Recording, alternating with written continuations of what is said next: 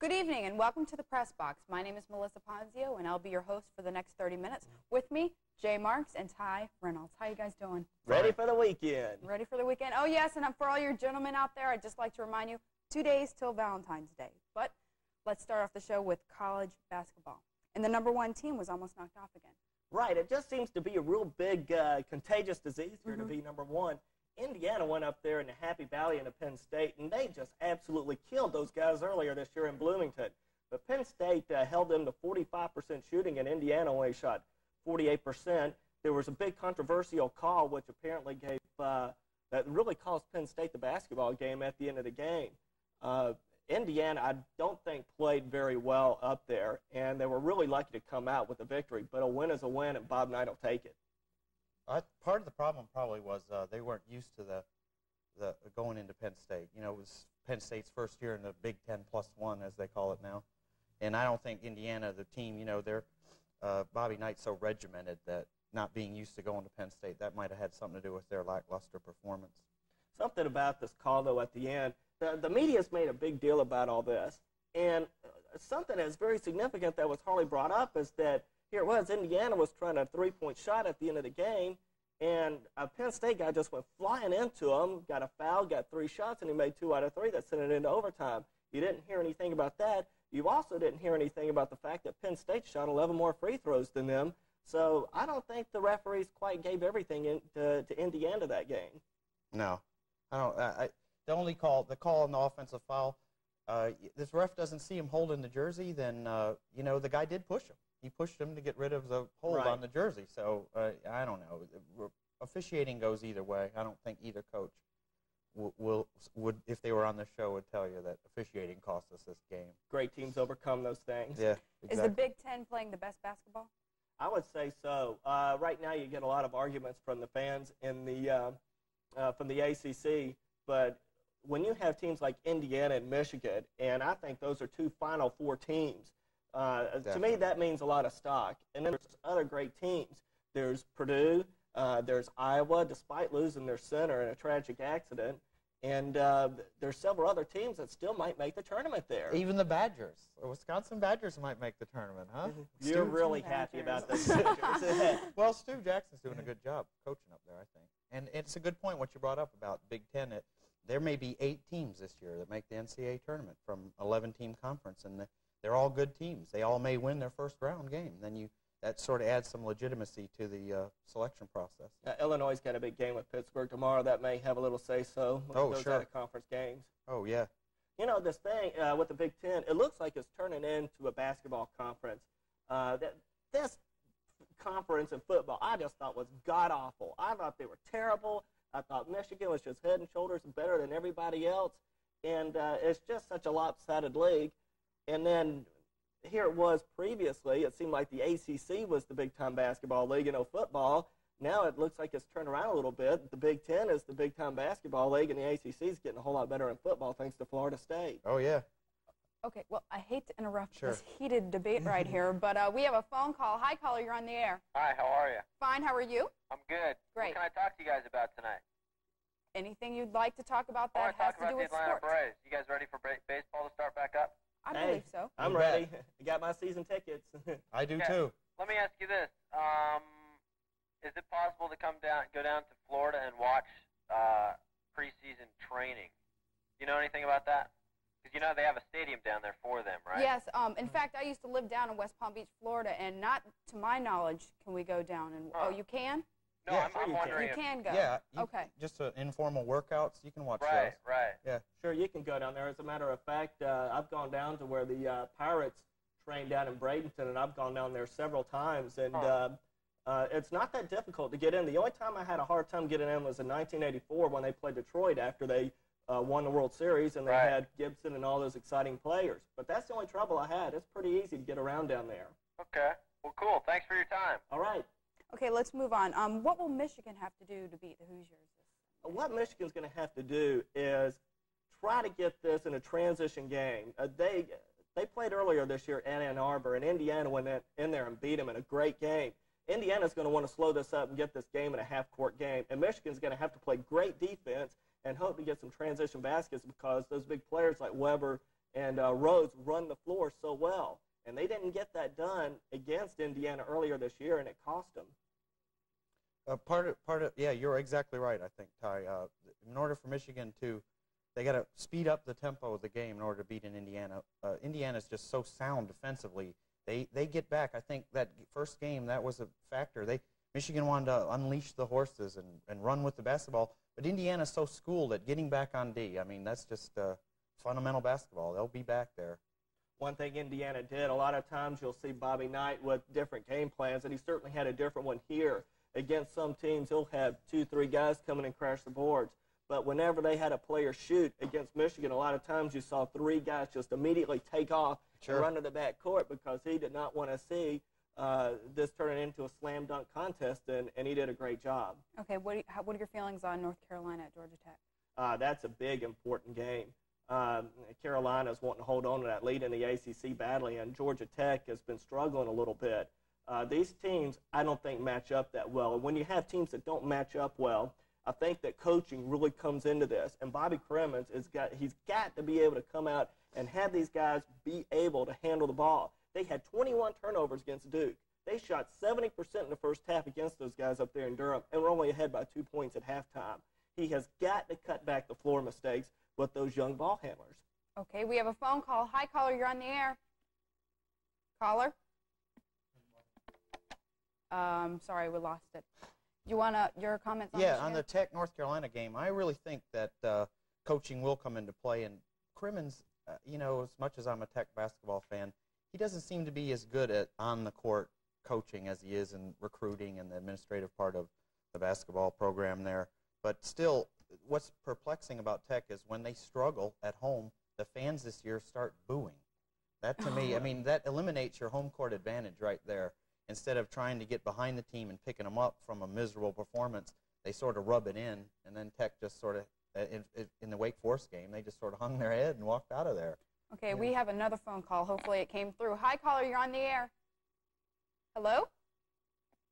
Nothing again. Oh, okay, one thing I want to talk about is that you'll know if Bobby Crimmins has these guys prepared because North Carolina loves to trap and pinch people. They love to double team, and they're definitely going to do it. I mean, when Dean Smith sees 21 turnovers on the film, he's going to say, okay, I'm going to come after these guys. I'm going to try and wear them down. I'm really going to run some presses and traps and see what I can do to see if they can throw the ball away and if I can get some cheap dunks down at the other end. He can run 8 or 9 people out at you, too, where Tech's bench is kind of shorter than North Carolina. That'll come into play a little bit. Boy, did it have an effect with Florida State going up there, winning by 21 points. They're late in the second half, midway through the second half, and they just ran out of gas. And Carolina just put in that fresh blood, and he's got so many great players over there and All-Americans where they can throw up three-pointers blindfolded when they're hot and make them. So Carolina got there deep all right. Let's talk about Georgia Tech and the emotional loss to Duke. Or the emotional game? Well, that is an emotional game, and it's going to be hard to rebound from that because they played well. But what Bobby Crimmins has got to tell these guys, saying, hey, you played pretty well here. You just have got to stop making these turnovers to give yourself a chance to win. And that is going to be the key thing here. They're almost going to look at similar games, but the only difference is that they match up, I think, really well with Duke. I think that was evident in their game earlier this year. Sure. They match up well with those guys. Carolina, they don't. There's a lot of differences there. Carolina there's the depth factor, and I think the style of play is just a lot different. Okay, we have another phone call. Hi, caller, you're on the air. How do?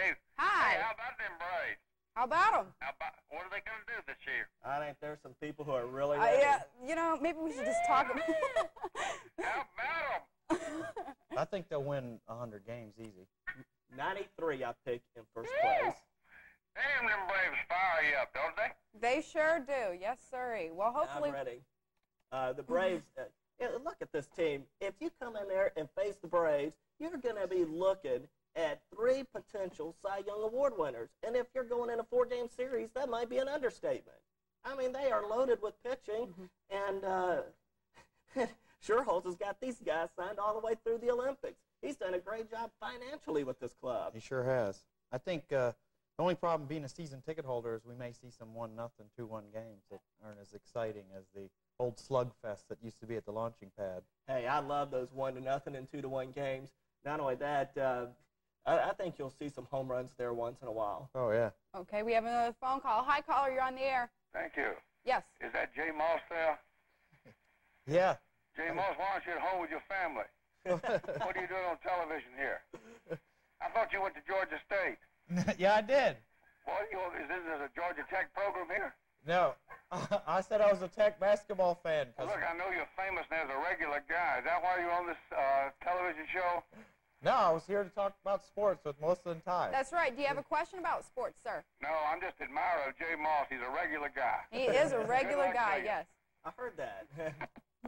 Oh. Was that in USA Today? Okay, let's talk about Wake Forest at Duke.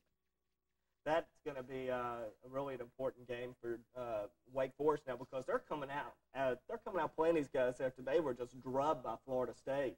And the thing that's scary about that game is Wake Forest went down to Tallahassee and shot 58% and still got killed. Yeah. And that's a good experienced team, like you were saying earlier.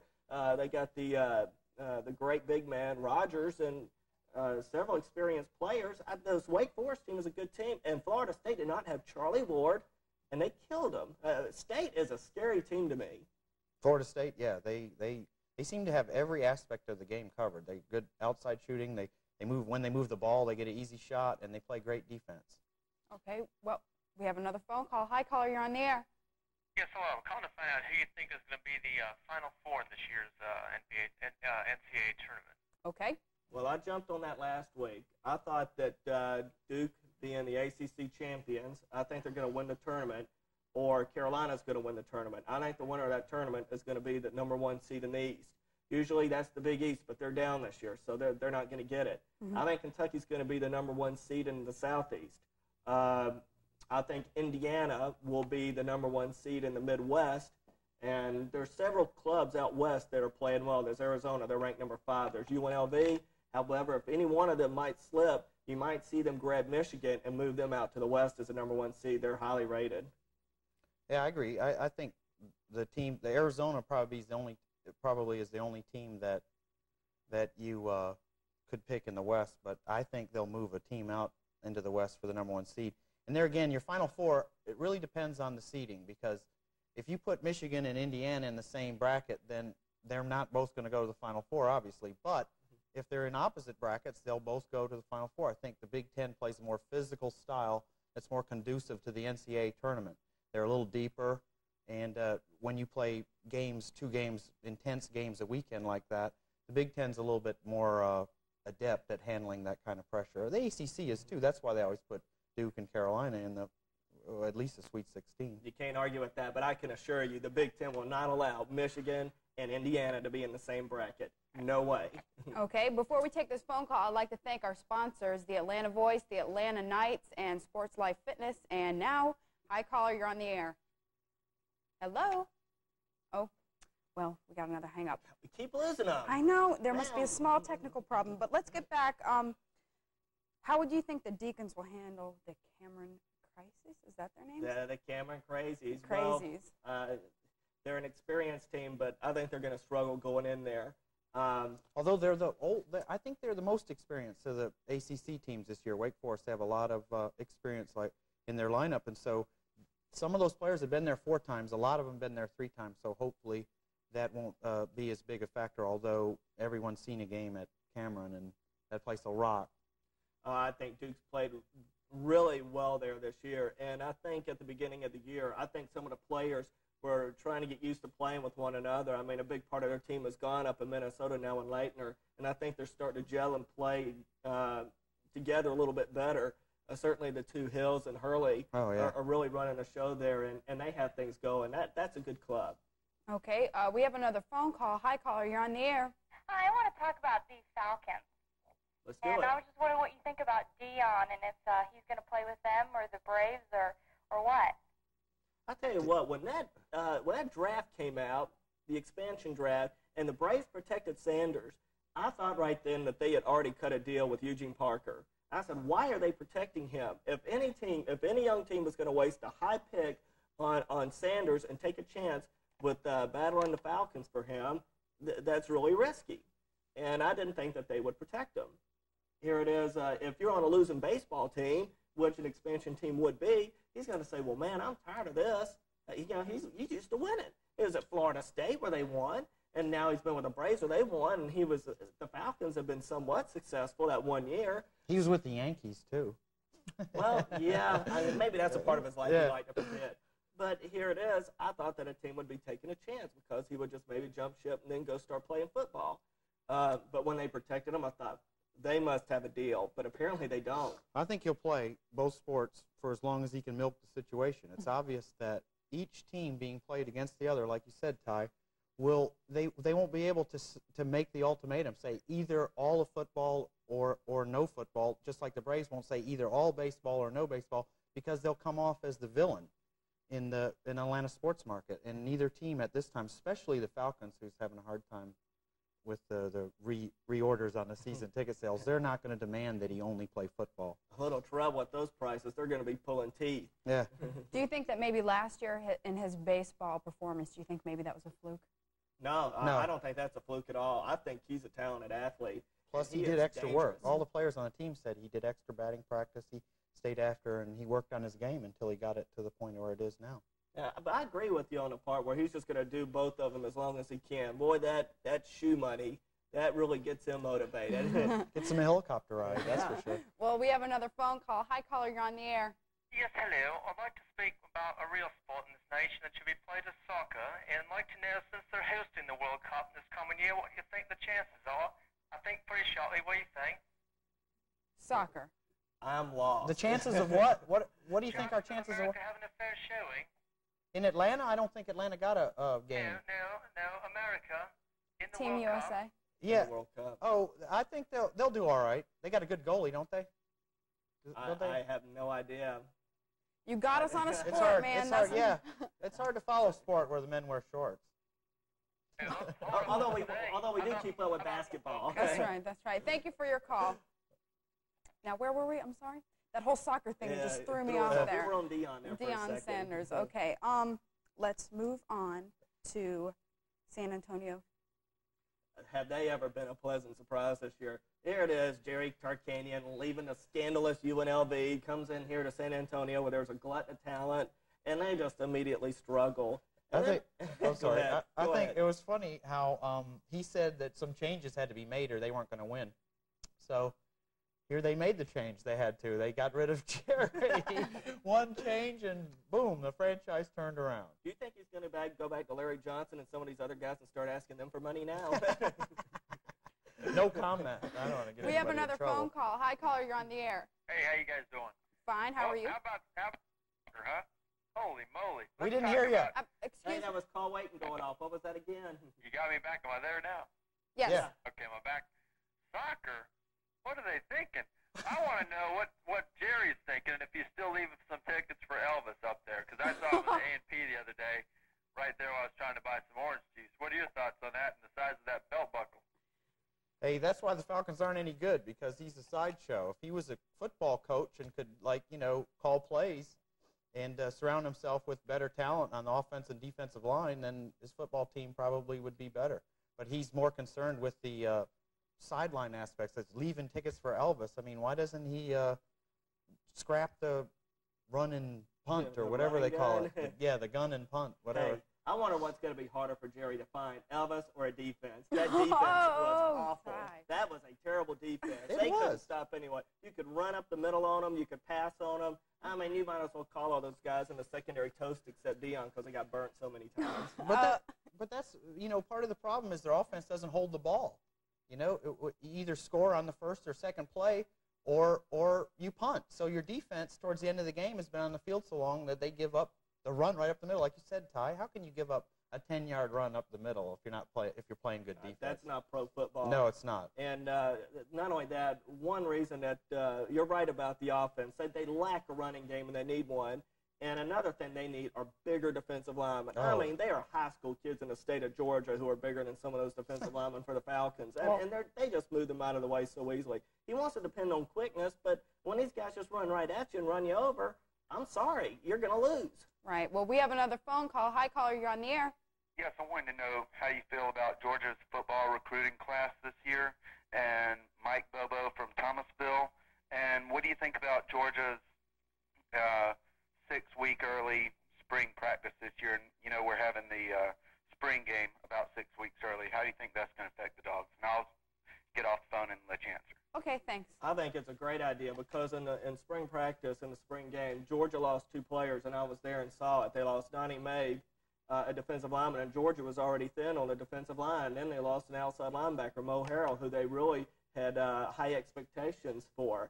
And they just lost him for most of the season right there, and they just had to spend the whole time rehabilitating.